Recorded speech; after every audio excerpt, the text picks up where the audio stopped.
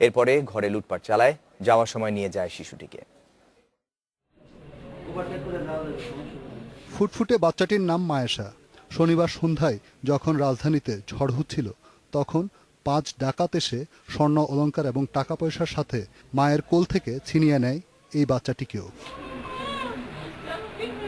যাওয়ার আগে ডাকাতরা 25 লাখ টাকা মুক্তিপণ দাবি করে। শিশু মায়েশার পিতা শাহ আলম পাগলের মতো কাঁদছে, আর মা তো পাগল প্রায়।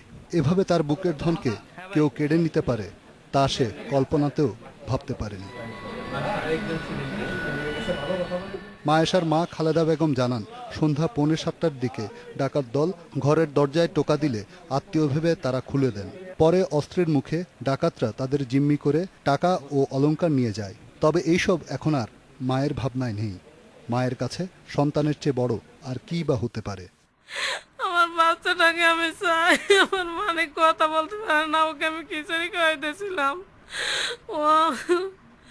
ওকে আমি খিচুড়ি খাওয়াইতেছিলাম, ও ক্ষুধা, ও তো কিছু বলতেও পারবে না, ওর বয়স 8 মাস, ও তো কিছুই বলতে পারবে না, চাইতে পারবে না। আমি ঘটনা শুনে বাড়িতে যায় পুলিশ। খিলগাঁও থানার ভারপ্রাপ্ত কর্মকর্তা জানান, মায়েশাকে উদ্ধারে তারা সর্বোচ্চ চেষ্টা করবেন। এর মধ্যেই কাজ শুরু হয়েছে।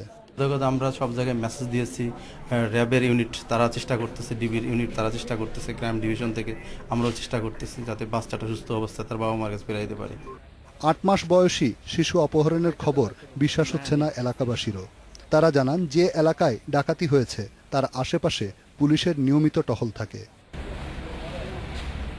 রিশাদ হুদা, ইন্ডিপেন্ডেন্ট নিউজ, ঢাকা। ইন্ডিপেন্ডেন্ট সংবাদ এবার একটি বিরতি, এরপর থাকছে বিশ্ব বাণিজ্য ও বিনিয়োগ সম্মেলনে যোগ দিলেন প্রধানমন্ত্রী।